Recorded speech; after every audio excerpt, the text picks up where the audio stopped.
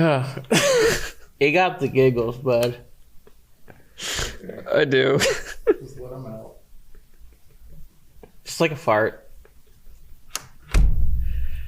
You're not helping. Stop throwing fuel on the fire.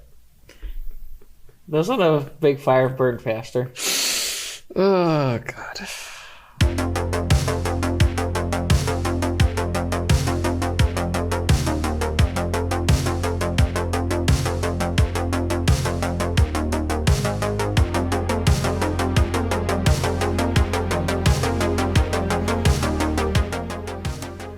An historic race, historic rain, and a historic winner. That's just one way you can sum up a historic weekend for NASCAR as they raced in the streets of Chicago for the first time last weekend. I'm Daniel McFadin, host of Dropping the Hammer with Daniel McFadin, presented by the Arkansas Democrat-Gazette, and we're going to talk about the Grant Park 220. And there's a lot to talk about, and with me, as always, is my friend and co-host Jared Haas. Jared, what did you think of the Grant Park 220 and the weekend that was in the Windy City? I feel like you could just fill a whole encyclopedia of what happened this weekend. You were there on I was there. I was there. I heard about a little excursion you had. You got lost in Chicago. We're not going to get. We're not going to get into that.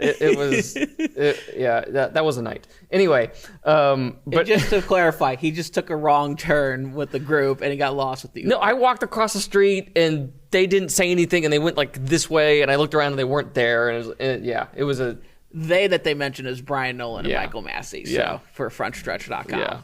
Anyway, but yes. Anyway, back on topic. Chicago NASCAR. I was there. It was I ran out of words during the course of the weekend to describe what I experienced, what I was seeing, because like we talked about this last week. A month ago, I was in the backwoods of North Carolina in Wilkes County at North Wilkesboro Speedway, and now I was in downtown Chicago getting ready for NASCAR Cup cars on the streets. It's even now it's weird saying it. So. Yes, I was there. So, but let me get your perspective, Jared. Just sum up what you thought of just the weekend in general with NASCAR. There's a lot of learning experiences that NASCAR had, and I think we're going to get into this with, some of the topics that we're talking about. But an overall success, and especially on the TV front, the new experience with Chicago. You always see the scenes that were coming from the track of people just watching the race from like the trees or outside the track or buildings. Hopefully it was an overall good experience to bring racing downtown to them. We'll see. As soon as like Monday morning rolled around, they were starting to tear down the track and have traffic going. So, like I said, take it as what it was, considering the circumstances. Overall, it was a success, but I think NASCAR's learned some valuable lessons with this experience. Yeah, this was, I think, almost an unqualified success, but we have to stop and like appreciate how close we came to not witnessing what we saw Sunday night and Shane Van Gisbergen winning his first NASCAR Cup start at like 4:00 Sunday afternoon. You could float a tire down pit road. That's how bad it was for all day Sunday. Was a rain front was basically like a hurricane circling over Chicago.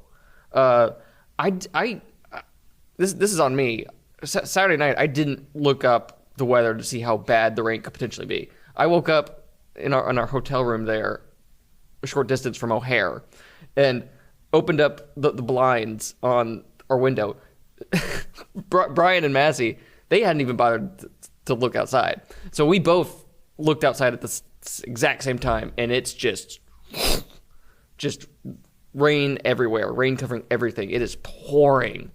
It's like, oh boy, this is going to be a day. That's the lake effect for you. And growing up in the Midwest, there's just things that just hover around Chicago. One of the, unexpected rains, and that's what sometimes just happens in the Midwest. You just get a dumping after even being in a drought session that Northern Illinois was experiencing. But I was impressed too. I was seeing those scenes like there were some of those pictures. I'm like, there's tires that are like, I think there was a stack of tires I saw on social media. And the water was like up halfway on the first tire. And I'm Yeah. like, that is thick. And even Colleague Racing, I think, had a post where they had their camera underwater and then they lifted up. And I didn't see that. Pit road. I was like, oh my gosh. I'm like, we ain't going to get this in at all. No, okay, so according to the National Weather Service in Chicago, by 12:10 p.m., Chicago O'Hare had received 2.27 inches of rain.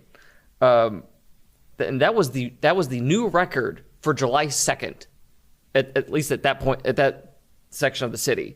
The previous record was 2.06 inches in 1982 on July 2nd. That's just by noon.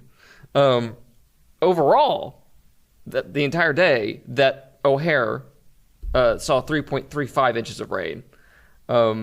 Meanwhile, in other parts of the city, like there was a park that was like, I don't know, 5-10 blocks west of where the track was that got up to 8 inches. I believe it. I mean, 8 inches. But it's still, I think, like I said, there was a report that NASCAR was only 15 minutes away from canceling. Ironically, the storm just moved out as it cycled in, it cycled out.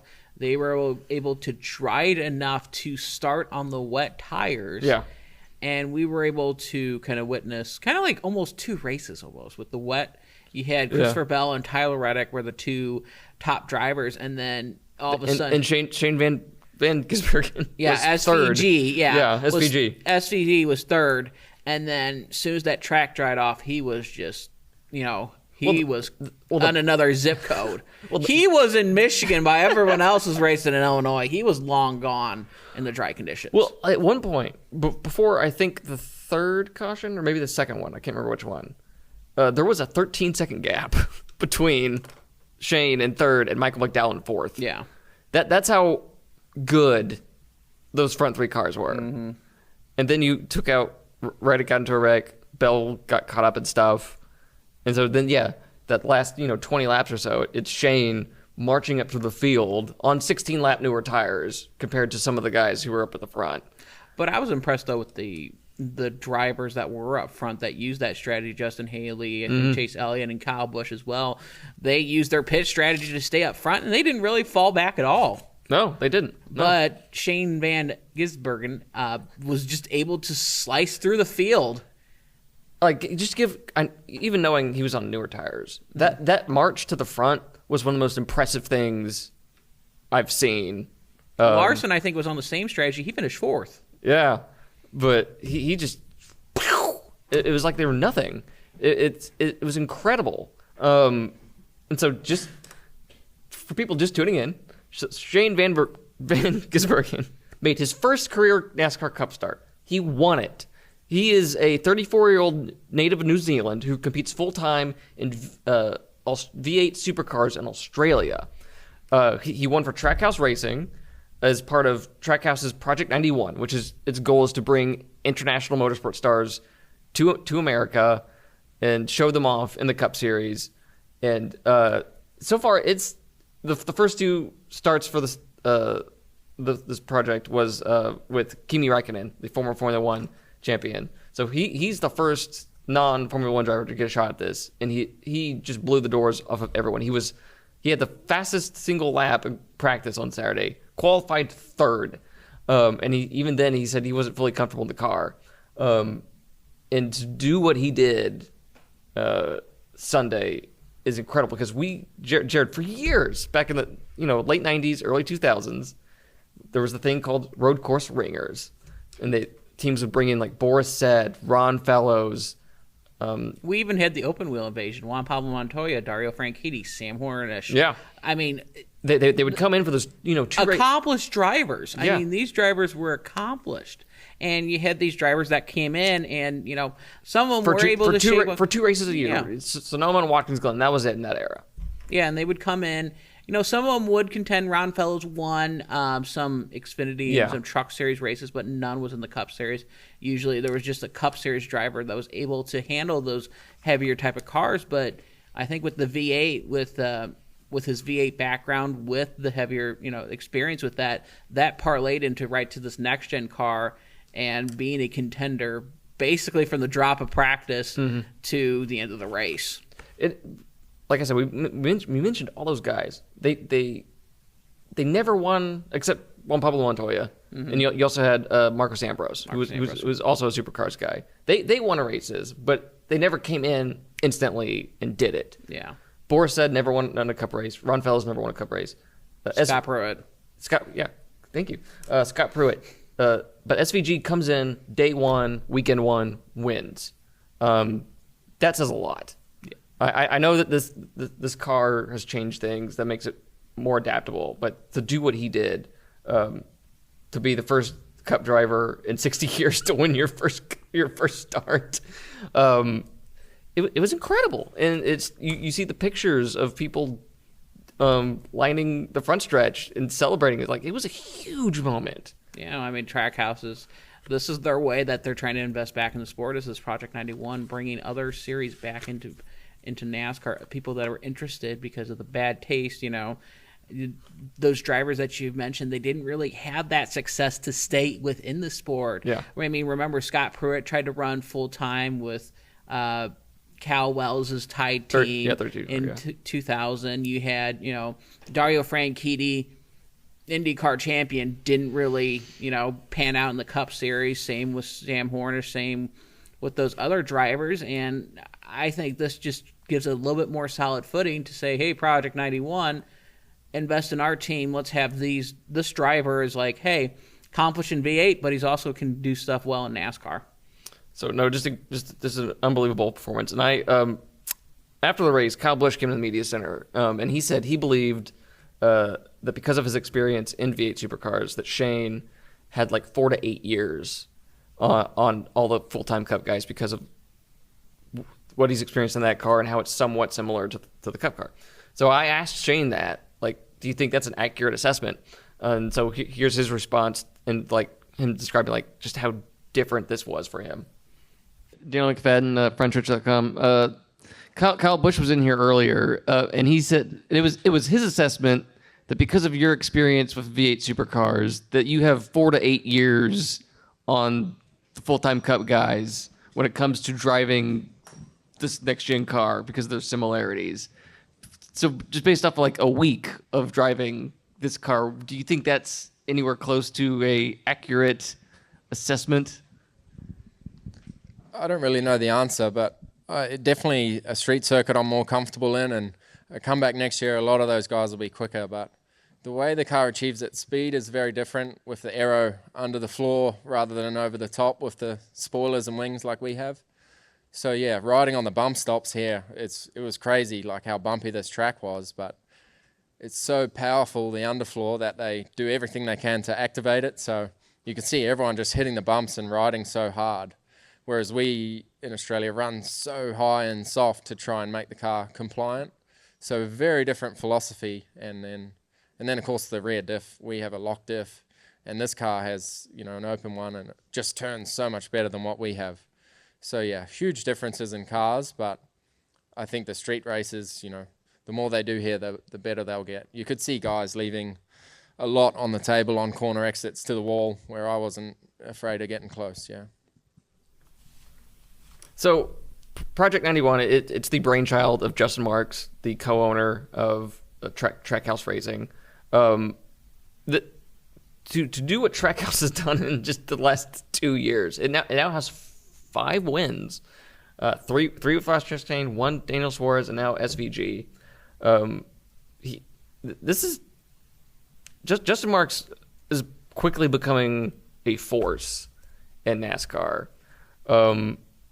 Just 6 years ago, Jared. Yeah, he was more or less a mid-pack driver, just someone that's just trying to hum along here, and he wanted to make a team that was, going to disrupt the system. You've seen it from how he performs, even like his haulers, for example.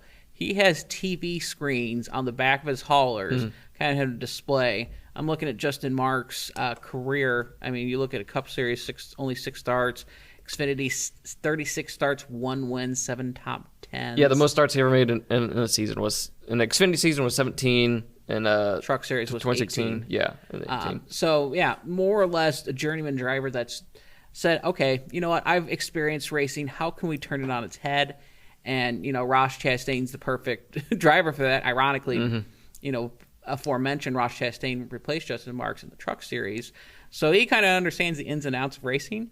Now with the partnership with Pitbull, he's able to make this dream a reality. And, that's another reality of bringing this outside superstar, see how he stacks up with the Cup Series. And he beat them all on Sunday. Yeah. Just think about it. Just 6 years ago, he was co-owner of H. Scott Motorsports Cannon East team. And that kind of seemed like all he was really up for. And then here he is now as part of... his legacy is already greater than his driving career. Oh yeah, absolutely. That's a great way of putting it. Like he's leaving his footprint on this sport. So here's Justin Marks talking about the significance of this win for Trackhouse. Well, this is an incredible win for the company. It definitely ranks up there. It's different. And I'm still sort of processing it, to be honest, because it's so new right now. But I think it's important in the sense that it's a lot of what we're trying to do at Trackhouse is new and different and exciting for the sport. We're trying to inject something into the sport that it hasn't seen before, that the fans haven't seen before.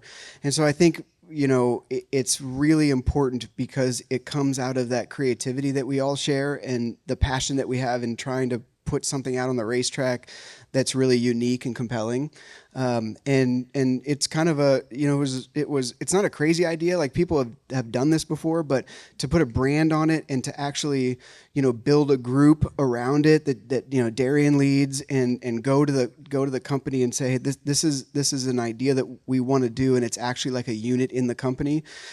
To put that into Victory Lane is, it's hard to find the words for it because it's so different. Like it doesn't put anybody in the playoffs. It doesn't, it doesn't really do any of that, but it's an incredible moment for the fact that we are trying to be a special team that's different and compelling and exciting for the fans. And for an idea, a concept that I came to these guys with and said, would you take this on? Would you do the extra work and take this on, and for them to embrace it and then to put it in Victory Lane is really, it's sort of like anything is possible. Like if you can dream it, you can do it. And that's kind of my emotions. It's hard because it's just a little bit different because, obviously Shane's not a full-time driver. It's his first ever race. It's not a full-time team. There's no playoff implications. There's, nothing like that, but it's just a great moment for our company and for Chevrolet and for Enhance Health and for us as a group that's excited about just sort of doing unique, different things. So I got another clip from Justin Marks, and this time I asked Justin, what was the timetable for getting SVG into this car? Like, did he reach out to SVG? Did he reach out to Justin? Here's what he had to say about SVG and why he thought he was the perfect choice to compete in this race in the number 91 car. Dale McFadin, FrenchChurch.com. Justin, I'm curious, like, through this whole process with Project 91, you've said that you've reached out to drivers have reached out to you to be a part of this. I'm curious with Shane, like, how did this relationship start? Did you reach out to him first? Did he express his interest? Like, what was the timetable that led to him being in this car last weekend in that test at Charlotte? So I reached out to Shane last fall, probably like the end of last year, and through a mutual friend just said, hey, I'm Justin and we got this Project 91 deal and you are, you're sort of on the short list here. And I called him and I think we FaceTimed or we talked to each other, whatever. And I said, hey, I would love to be able to run you. We have to get sponsorship. Obviously it's commercial driven. So we have to do our job here to get this thing funded. And if we get it funded and get the right people behind it where I can make the phone call, then I'll call you. And then, 4 or 5 months went by and he didn't hear from me. And, we ran Kiwi at Coda and Enhanced Health signed on to sponsor the program. They said, go get whoever you want. And then that's like the coolest phone call you get to make is to call Shane and say, hey, you want to come race for us? We got a seat for you. And he was all about it. And it was just about, figuring out the logistics. And so it was important, the Supercar series in Australia was something that was really on my radar kind of from the get-go in Project 91. And, Shane was the guy. He was like the first person and the only person really that I thought of. So I reached out right away and said, hey, I'm not offering you a ride yet, but I'm working on it. And if I can get to a place where I can call you and make the official offer, then I will. And that was able to happen this spring. So why was he the first person you thought of? Why? Yeah. Well, I mean, I think that, if you look at cup racing especially with this new car on the street courses, there's if you look around the world, the closest thing that there is to the NASCAR Cup Series anywhere in the world on road courses is the Supercar Series. I mean, the cars are very similar, and the talent there is unbelievable. Obviously, we had Marcus Ambrose in the series for a number of years. Scott McLaughlin came over and won in the IndyCar series. And then, when you look at Scott Dixon and the guys from that part of the world, I mean, there's so much talent over there. And I just sort of thought of it as like kind of an untapped resource. And so, really it was because it's difficult to take a guy like Kimi Räikkönen who's raced, Formula One and put him in a full-bodied stock car. Obviously, incredible talent, but there's a lot to learn there. Whereas, Shane's had a lot of experience in cars like this, and so I figured, if a guy like him could come over and we could put the program together like we have for Project 91, that he could get to speed really, really quickly and be able to contend. All right. So, Jared, before we get into a recap of who finished in the top 10 and all that, where does NASCAR go from here with the unqualified success of the first Chicago Street race? And you'll be like the Cup Series race. You'll eventually get it out, right? Where does it go? That's going to be. It's going to be tough considering the fact it was on the fence. Chicago seems to be warmed up a little bit more after this race, but I think they need 180 days before the decision is made if they're going to continue that contract. I think the biggest thing is, making conditions, the logistics of everything, making sure that it's beneficial to both NASCAR and the city that they're wanting to race into. Because the reality of the situation is NASCAR is coming into the street course. This isn't like, oh, tomorrow the street course will be in here, we can delay it. No, this is going to be, this is going to have to be torn down sooner rather than later so that residential traffic comes here. So logistics is going to be the biggest thing that NASCAR has to learn from this going forward. But the thing that really impressed me with the turnout for the race was I've been to so many NASCAR races where it rains, it gets delayed, and then fans leave. And then they don't really come back for when the race actually starts. But also, too, I think that what's beneficial to that is you're right in downtown. Yes. There's a lot more things to do. Yeah. If you, like Nashville Superspeedway, for example, if you're in a rain, it's not really anything near the track that's within walking distance. Yeah. You're already back at the hotel, and then if the race come back, you have to make the effort to go back in the track. Here, Chicago, which at least the nice part about this. People live right there. Yeah, people live right there. You can just go spend a day in the restaurant or wherever, a Starbucks, for example. I think that's where you guys did for part of the day was Starbucks. I didn't. I stayed in the media center all day Sunday. I did not have wet weather gear. So I couldn't go anywhere. Yeah. But I think that's part of the reason why that people were able to stay is there was a lot more stuff to do around those tracks. But yeah, we were a quarter of the way into the race, and there were still people streaming across the bridge right there in front of the Chicago Art Institute to going to the front gate. They were just a constant stream. So the rain didn't deter anyone. People were still curious about what was about to happen. They were excited, and they wanted to see it. You had people standing on top of L-train platforms, trees, climbing into trees just to get a glimpse of this race. And that's what I've mentioned with NASCAR. You need to get butts and seats no matter what. that's the biggest thing going forward. And some of those people, sure, they'll probably, you have race fans that paid a price to get those tickets, those higher end tickets, or just a regular bleacher tickets. But there's also those people that can be curious of like, what the heck is this? And they want to see firsthand before they make that investment of going that. So I think it's a good window opportunity for those people, those first-time fans, to interact with racing and see and be like, okay, what's going on here? This is pretty interesting. Well, I want them to go back to Chicago for at least. They have a 3-year deal. I know, going into this, there were local politicians who weren't too excited about the deal that had been put together between NASCAR and the city.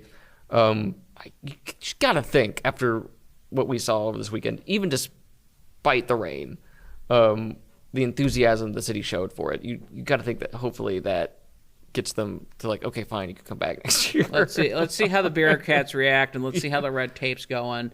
There is potential with this. I don't think this needs to be like 6 races a year. No. 1, maybe 2 at most. 1 in the first half, 1 in the second half would be. But okay. You don't need 10 street courses on this schedule. No. But I mean, it's it was a good experience, I think, overall. And even with my piece that I did with the ARCA race in Des Moines, a lot of people were overall pretty happy with that street course as well. And that was a 1-year deal. So we'll see what city is going to be interested in hosting a street course race. But hopefully, NASCAR, this can be their kickstart.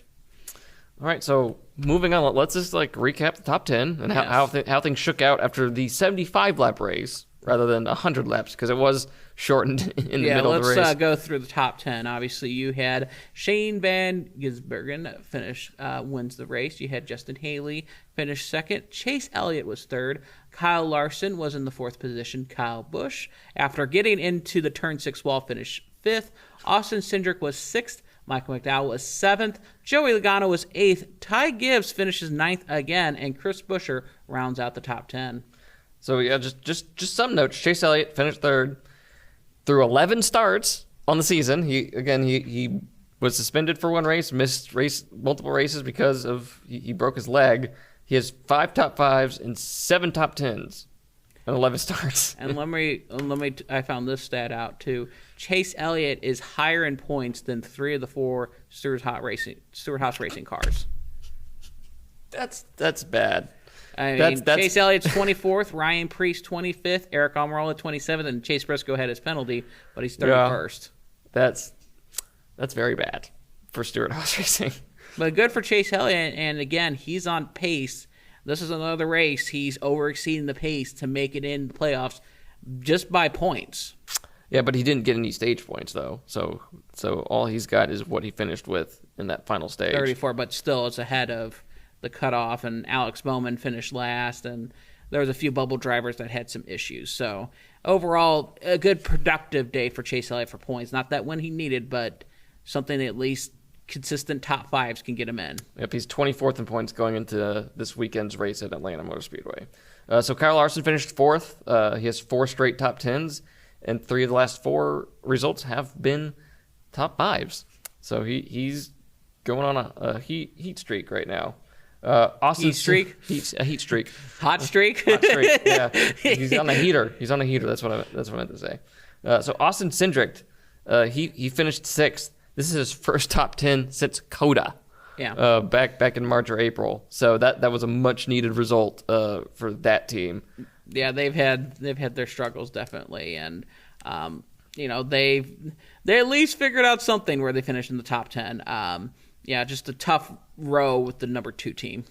All right, and Michael McDowell, he finished in 7th. And that was his 4th top 10 on the season, and his 2nd in the last 3 races because of his result at Sonoma 2 races ago. So pretty good stretch that McDowell's putting together. And Chris Buescher finished 10th. That's his 8th top 10 on the season. He's 2 shy of his career high of 10 that he set last year. And I think he's on a streak of like 8 or 9 top 10s at road courses. He's a quiet little racer that can just clip away those top 10s.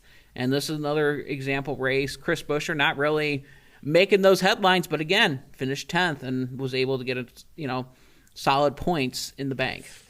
So that just shows to you where RFK Racing is right now. They're steadily improving. I read a story last week that noted that hey, Brad Keselowski and Chris Buescher, they're like in the top 15 in points. It was like, yeah, they are both. If the playoffs would start right now, they would both be in the playoffs. So that's good for them. Good for RFK Racing. All right. So, Jared, you wanted to specifically talk about the Xfinity race on Saturday that was supposed to go in the Sunday, but then it didn't. So what is frying your egg? Yeah, this frying Jared. my egg. Understandably, I get this with NASCAR. This is a learning experience, but you've got to expect the unexpected in this situation, and you can't really try to pile on 2 races in 2 days. With the Xfinity Series race, they started it, completed 25 laps Saturday, and then the weather delayed it. They have street lights, but they're not for racing product. Yeah. So they're restricted to the daylight. Well, they got back the next morning, still that torrential downpour. That's in the middle of that rainstorm that we've had. And the drivers were sitting there for over an hour in their cars waiting for the command. And there was talks about, just completed 2 laps to make it official. But in the end of the day, NASCAR just called the race right there. And a lot of teams were pretty frustrated, to say the least, because some of them, they're expecting to go back green. They're not expecting a race to be called like that. Points are on the line. Cole Custer wins, the race without really completing half the distance. And you've got the logistics of this. The Xfinity Series team, they stayed an extra day. They had to pay for hotel rooms. They lost a day in the race shop with, traveling back a day later instead, traveling back Monday instead of Sunday. A lot of the Xfinity teams in the garage were frustrated with that fact. And looking back at the logistics of things, they want to have they try to have that second series, but in reality, with the street course racing, 1 series is sufficient enough. I don't mind if you have a few extra practice sessions for the street course racing, considering the fact that it's not really like iRacing, that these tracks are going to be relatively consistent. This is the streets. There's a lot more wear and tear than a racetrack takes. So I think going forward, if the street course does happen with those 2 days they have, the Cup Series just needs to go there. Don't let Xfinity go there unless you want to expand the days of how many days you have the racetrack going up, because that's just disappointing for the teams. Spending all that extra money, I think. Jeremy Clement said he spent $1,500 just on hotel stuff. That's for about one a set of day. tires.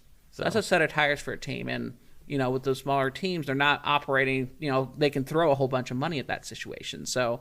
It's a tale of 2 weekends with that. I mean, obviously, Cup Series was a huge success, much needed, but the Xfinity Series kind of disappointing that's how it kind of ended with this situation. Yeah, I agree with you. Like, when you have a big race like this, like the Cup Series should be the series that christens the track, like breaks the glass on the side of the ship, not the Xfinity Series. The first cars you see on track should be the Cup cars. Not the Xfinity guys. And, you can even fill in the time with a few more practice sessions as well, too. I'd be curious to see how much more practice these teams needed to catch up with SVG. But, there's ways you can still fill in the weekend and not have just, it's just this race and then the practice qualifying. I think you can still expand upon this weekend and not try to have another series on top of that, too. So instead, you're just trying to run 1 race. Yeah. But, yeah, that was the disappointing part of the weekend. And it was just awkward because Cole Custer's coming in to do a press conference for a race that hadn't been active for 24 hours. Yeah. It's like, so Cole, what'd you think of that race that was that a just day happened? ago? Yeah. And like I said, it wasn't handled properly. And again, the logistics issues, I think, is hopefully can be settled. And also, it was one in a billion rainstorm. They could have raced, they race in the rain, but that was downpour they couldn't race in. But again, you got to be prepared for that situation. I think going forward, let's just prepare a weekend with 1 series at that track. Like, I should have known this earlier. To put it in perspective, the rain that we got on Sunday at O'Hare Airport anyway, in all of June, they recorded 2.36 inches of rain. Or even better yet, they can do a street course with the Cup Series in Chicago and then have Xfinity go into another street course. That could be a possibility they play into with the 4th of July, but you just need one series at a city. Yeah, I agree with that. They wanted to give people bang for their buck, but unfortunately, that happened. So anyway, all right, that's enough of that. And that time to go on to our news roundup of the week.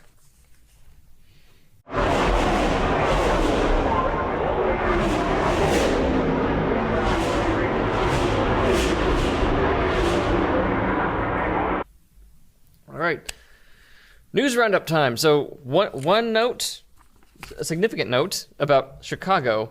I had high hopes that people would tune in for this race, but maybe not this kind of numbers.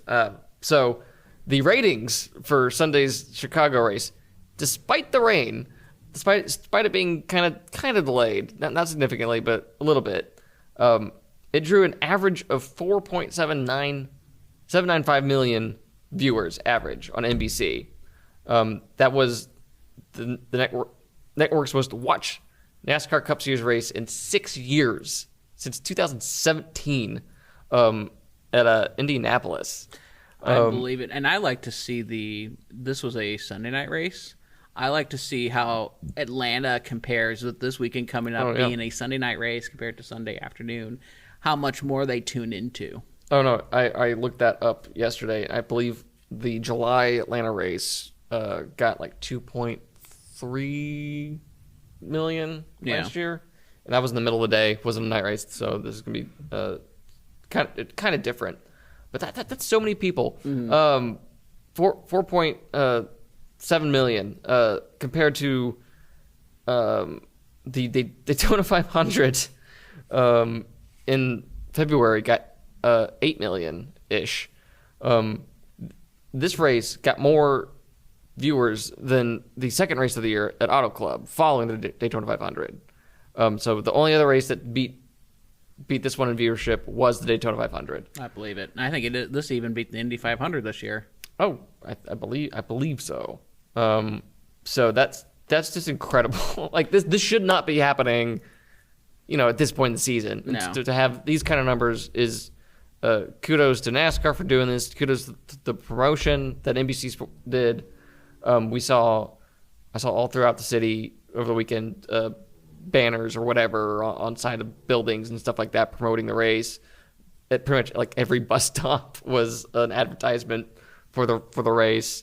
This was the most streamed NASCAR Cup race in NBC Sports history, with 163,500 viewers across Peacock and NBC Sports digital platforms. Also, by comparison, the previous week, NBC's first race at Nashville, that got 3.2 million average. So you're getting like 1.4 million more, which I want to know what this rating would have been if it had been like the first race.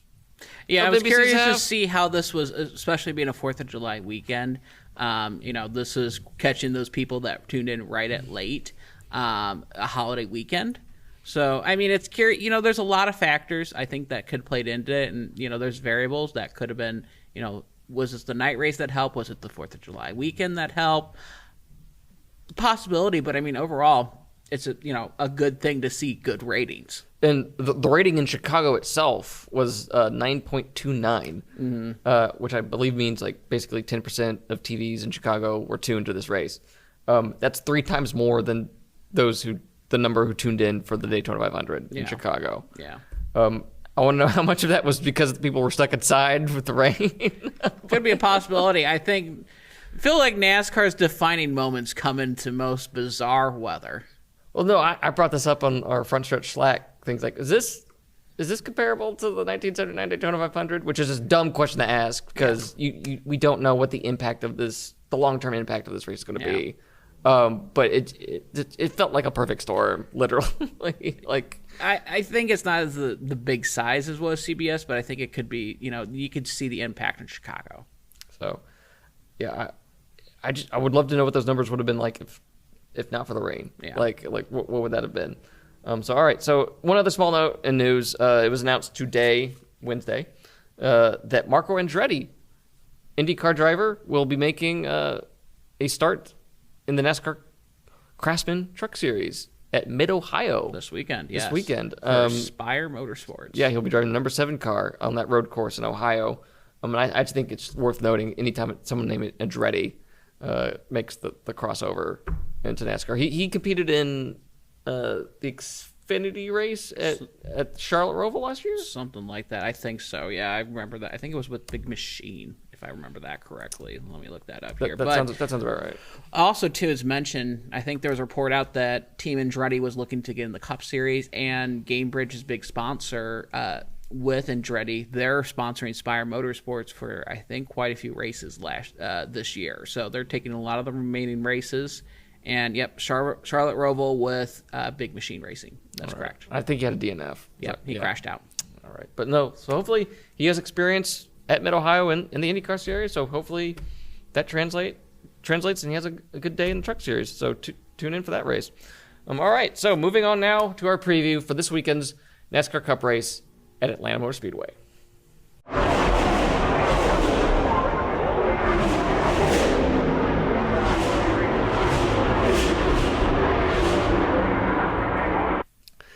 All right, Jared, it is time for our first return trip of the NASCAR Cup Series season. This weekend, they're going to Atlanta Motor Speedway for Sunday's Quaker State 400, available at Walmart. That is the race's name, the Quaker State 400, available at Walmart. NASCAR is guilty of having pretty weird names, but that's a first. The sponsor, available at Walmart. Still not as weird as the Bushy McBushy race 400 at Kansas a few years ago. Wow. How did you forget about that race? Wasn't that like in 2020? That was in 2021. Oh, okay. The Bushy McBushy race. Bushy McBushy race. Won by Kyle Busch. Wow. I don't know how I forgot about that. I don't know either. There was a contest for that. Yeah, Name it. Yeah, you the could name that one was the Bushy race. You could submit names, and that was, gosh, wow. But no, nothing beats the names that have been given to like the Brickyard 400, and that name that takes you like an hour just to say. Presented by Crown Royal, presented by Big Machine Records, in honor of. Yes, but no. Anyway, Quaker State 400 available at Walmart. I actually had to look up who won the March race because I just completely forgot. And Those are the Fords. It was Joey Logano, Yeah. Mr. Dominant there. Yeah, Joey Logano won the race in March. He led 140 of 260 laps. He passed Brad Keselowski on the last lap after Keselowski had led like the previous 29. You were impressed with that race. Remember that last 40 laps? You're like, oh yeah. my gosh, they ran to the finish without wrecking. Hey, that is valid. That was completely valid. I've unlocked so many memories for Daniel today. Yeah. I don't know what else to talk about here. We're going super speedway racing again. The 4th time this year. The Atlanta Super Speedway winners, since it's been in its current configuration, have been William Byron, Chase Elliott, and Joey Logano. Yes. So at some point we're not going to be able to rattle those off. So enjoy it while you can. Three races, 3 winners. Corey LaJoie should be a favorite, I guess, for this race because he came within a lap of winning this race last year. He finished in the top 5 in this race in March. It's kind of weird. Corey LaJoie, he's a favorite. Corey LaJoie in Atlanta is so bizarre because, again, since the repave, he's finished 5th in the spring race. He was in contention to win. Unfortunately, got wrecked out, finished 21st. And then, obviously, this past spring, he finished in 4th. So he's due for 3. Wow. 2 for 3 and was in contention for the 3rd one as well. So it shuffles up the running order a little bit, but Corey LaJoie could be a good underdog pick if you're into betting. But yeah, I think I have a good prediction though of who could another driver who could secure the win. But again, Fords have been. I expect some Fords to shuffle up in the front of the field like Logano and RFK Racing to make their presence known at Atlanta this weekend. So who's your pick?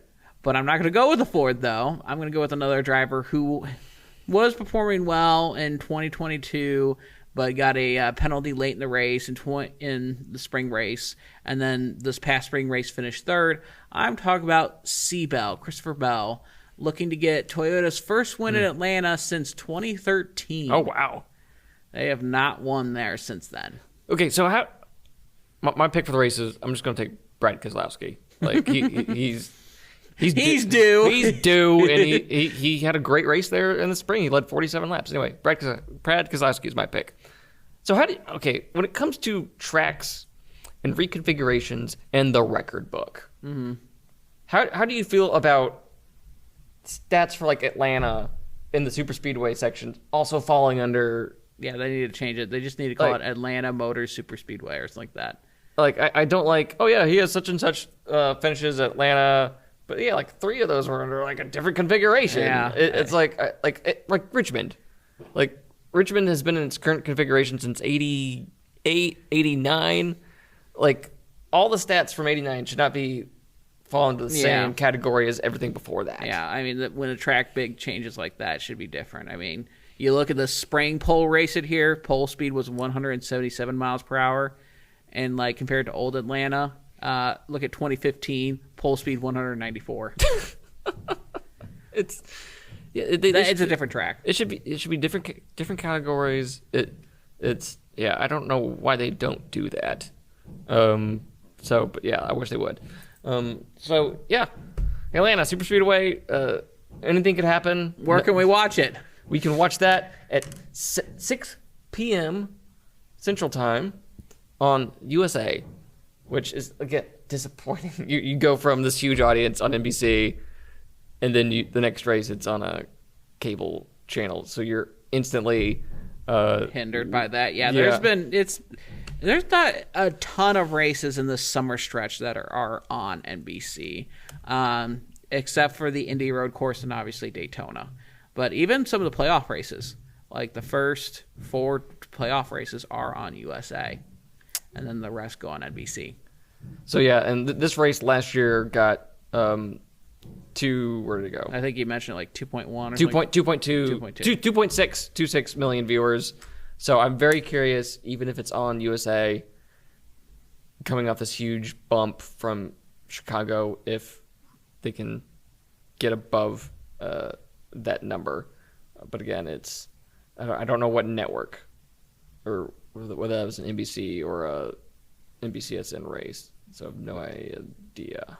But like I said, we'll see. Hopefully, like I said, a lot of people tune over from what they saw last week in Chicago to this weekend in Atlanta.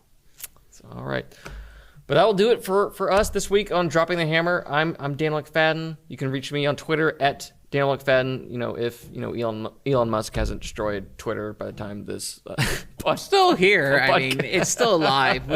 People were rate limited, but you can still find me on Twitter at Real Jared Haas. We will make sure to notify you if things change, but that is our main form of communication for the racing department. So yeah, but yeah, you can also email me at dmcfadden@adgnewsroom.com. Please rate, subscribe, leave a comment for us. Let us know how you feel about it so others can find it. Also, if you're interested in general Arkansas news coverage here at the Arkansas Democrat-Gazette, if you visit the webpage for this episode of the podcast, you'll find a link to a special offer for the first 2 months of your subscription. You get $5 for a month. So, cool thing. Do it. Help us out here. But anyway, I'm Daniel McFadin. This has been Dropping the Hammer with Daniel McFadin. We will see you next week. Take care.